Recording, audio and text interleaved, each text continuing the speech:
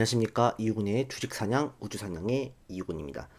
자, 오늘 새벽에 미국 증시가 이제 큰 폭으로 하락을 했죠. 나스닥이 거의 4% 가까이 하락을 했는데, 결국 파월 의장이 FOMC 회의에서 발언을 한 부분들이 시장에 충격을 가져다 줬습니다.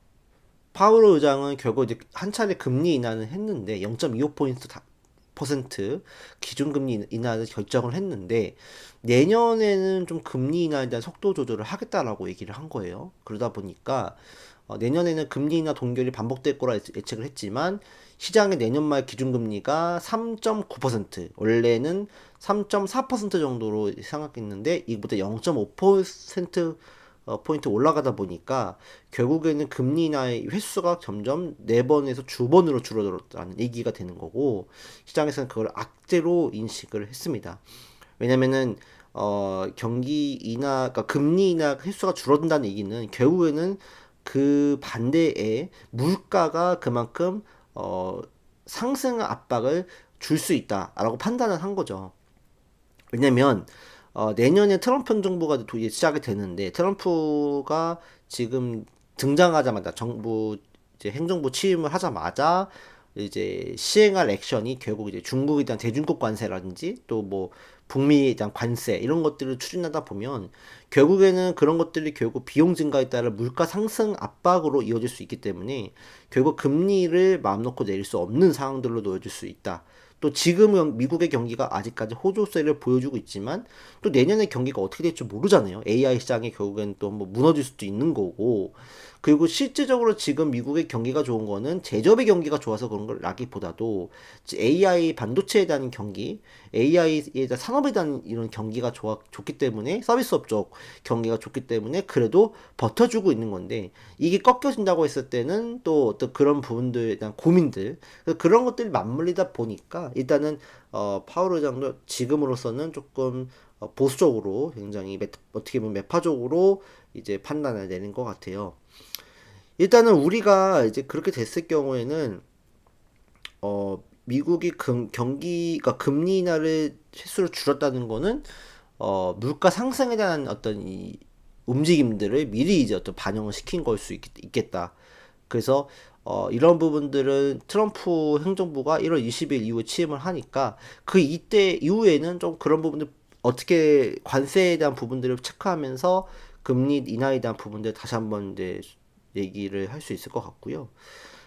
그 다음에 이제 금리 인하에 대한 부분이 좀 줄어들었다는 부분은 어쨌든 이제 미국의 경기가 아직까지 좋기 때문에 가능한 거다라고 볼 수도 있어요. 근데 여기서 갑자기 또 금리 인하를 내년에 갔더니만 더 많이 해야 되는 상황이 벌어진다라고 얘기를 하면 그거는 또 그것대로 안 좋은 거예요. 왜냐면은 그럴 경우는 또 그런 경기에 대한 침체 우려가 가시화되고 있기 때문에 나올 수 있는 발언이기 때문에 일단 지금으로서는 일단은 시장이 금리 인하에 대한 어떤 기대감들이 조금 더 저하됐다.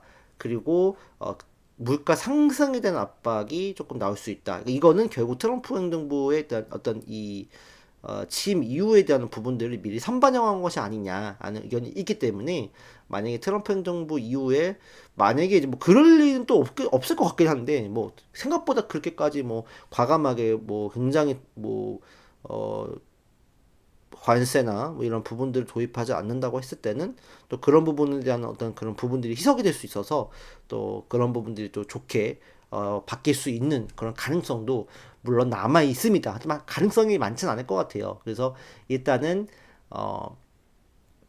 이 금리에 대한 부분들이 희소가 적어졌다는 부분들 이거는 한번 체크를 해봐야 될 것 같고 중요한 거는 미국의 금리를 이제 내리는 거 인하가 결국 축소가 됐다는 얘기는 결국 이제 그래도 중립금리라고 할 수 있는 즉 2%, 2.2%대보다 높은 수준이기 때문에 어쨌든 높은 금리가 유지가 되는 것이고 결국에는 이제 미국의 경제는 아직까지 좋지만 만약에 꺾이게 된다고 했을 때는 금리가 높은 상태에서 미국의 경기가 꺾인다. 그러면 미국 경제에 충격이 갈 수 있겠죠. 그렇게 되면 우리나라나 전 세계 국가들의 경제도 휘청일 수 있는 상황들. 그때는 굉장히 이제 블랙스톰이라고 해야 되나요? 뭐 어떻게 큰 위기가 올 수 있는 상황들이죠. 근데 지금 이제 금리가 결국 높은 상태로 이제 가다 보면은 결국에는 이제 미국에 대한 어떤 이 자금들이 미국으로 갈 수 있고 또 외국인 수급들이 결국에는 들어오지 않는 상황들이기 때문에 결국에는 환율에 대한 문제가 또 촉발이 됐다. 그래서 결국에는 환율이 오늘 1,500원대를 1,350원대를 돌파를 하면서 결국에는 이제 2009년도 금융위기 이후 15년 만에 처음으로 1,450원 돌파를 했습니다. 굉장히 좋지 않아요. 환율의 상승은 뭐 수출 기업의 어떤 이익 개선을 만들어줄 수 있다고도 하지만 반대로 또 수입하는 입장에서 봤을 때는 또 비용 증가가 나올 수 있거든요. 왜냐면은 1,450원 기준으로 살 수 있는 거를 1,450원을 기준으로 살 수 있는 거기 때문에 결국 그 비용들이 결국 이제 기업들이 결국 이제 부담을 해야 될 것이고, 그러면 그런 것들을 결국에는 소비자한테 결국 전가를 한다든지, 기업이 아니 그렇지 않다고 하면 기업이 그걸 상세를 시켜야 되는데, 그러면 기업에 대한 어떤 영업이익이 감소할 수 있기 때문에 결국 그러다 보면은 기업의 어떤 경제 활동이라든지 이 생산 활동 위축으로 결국 경기가 더 꺾일 수 있는 상황들로 갈 수가 있거든요. 그래서 이 환율에 대한 어떤 상승이 꼭 뭐 좋다 이렇게 볼 수는 없어요. 그래서 이런 부분들 그다음에 중요한 건 외국인들의 어떤 수급이 들어와줘야 되는 상황인데 결국 돌아오지 않다 보니까 결국에는 우리나라 증시 같은 경우는 부정적인 영향을 줄 수밖에 없다. 그 생각이 듭니다.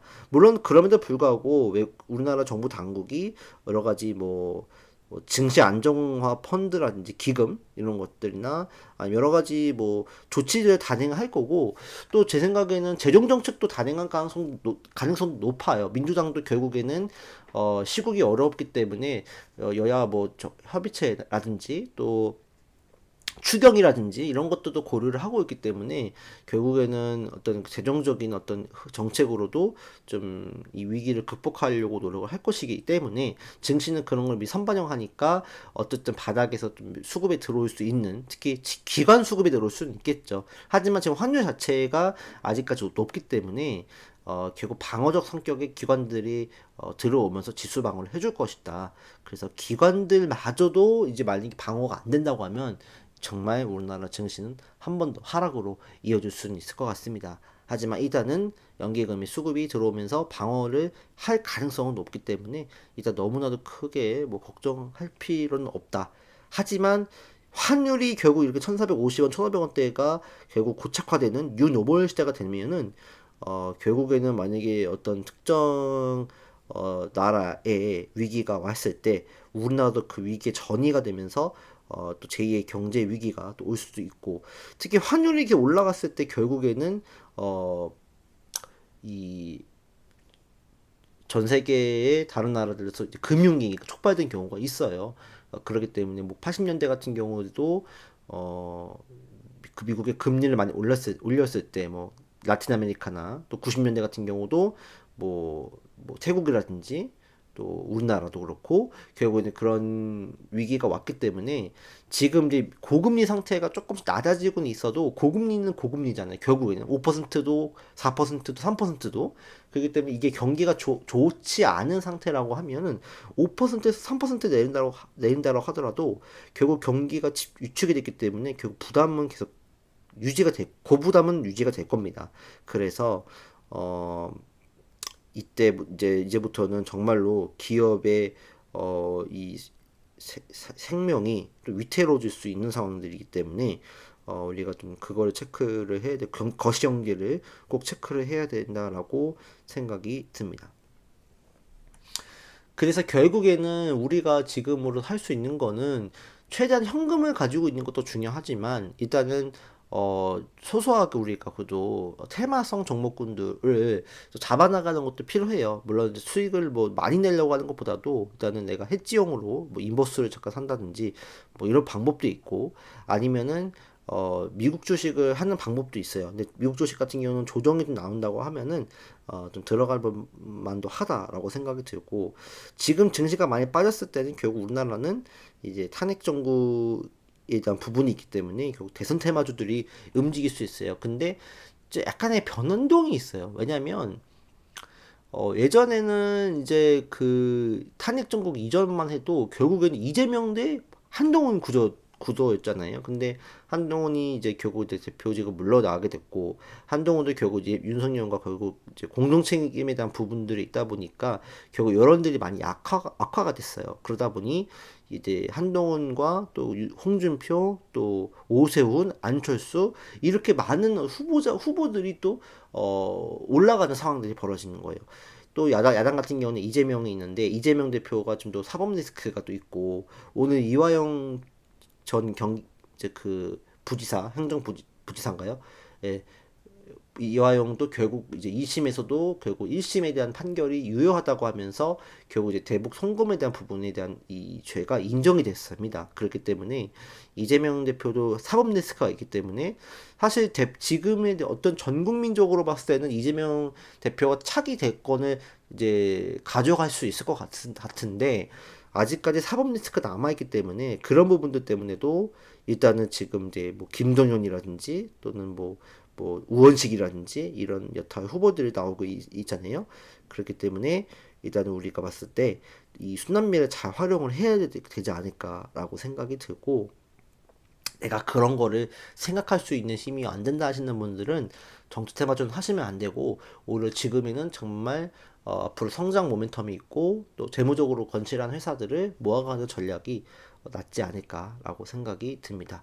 그래서 뭐 참고로 뭐 어제 제가 말씀드렸던 종목군 중에서 SG 글로벌을 말씀드렸죠. 김동연 관련주. 오늘 이제 급등을 했는데 또 내일은 또 이게 급락을 할 수도 있어요. 그래서 그거를 우리가 예측할 수는 없지만, 중요한 거는 이거를 이제 어떻게 이제 이거를 우리가 종목을 접근해야 될 것인가라고 했을 때는 아직까지 좀 시세가 나오지 않는 종목군들을 좀 보는 게 낫고, 만약에 시세가 나왔다 그러면 좀 조정이 나왔을 때 차라리 좀 들어가는 전략. 근데 제일 중요한 거는 금액이 크면 안 된다는 거. 왜냐면 만약에 내가 진짜 저점을 잡았다고 하면 상관이 없는데, 그렇지 않으면 갑자기 악재가 나와서 막 밀릴 수 있어요. 그렇기 때문에 그런 부분들은 상당히 조금 대응에 대한 부분이 좀 중요하기 때문에 대응이 안 되시는 분들은 하지 마시고, 정치 테마전 못하겠다 하시는 분들은 제가 말씀드렸다시피 뭐 조선 관련주나 또 AI 관련주, 또 그다음에 뭐 플랫폼 관련주나 또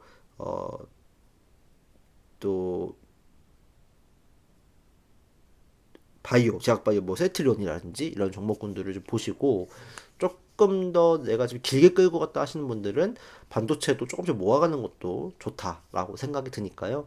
어쨌든 우리나라를 먹어 살리는 거는 반도체와 2차 전지인데, 2차 전지는 트럼프가 좀 돼야 확실히 나올 것 같고, 반도체도 마찬가지인데, 반도체는 그래도 우리나라의 또 주력적인 산업이고 해외에서 인정을 받고 있고 수출을 많이 하고 있으니까, 반도체들은 조금 그래도 2차 전지보다는 불확실성이 조금 더 낮다. 그래서 모아간다면 차라리 반도체가 좀 낫지 않을까. 2차 전지는 내년에 트럼프 집권 이후 우리가 좀 노려보는 게 낫지 않을까라고 생각이 듭니다.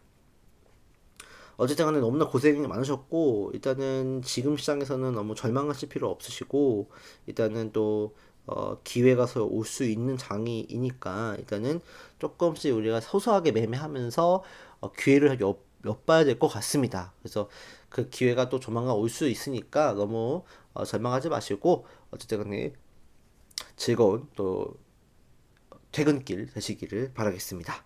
감사합니다.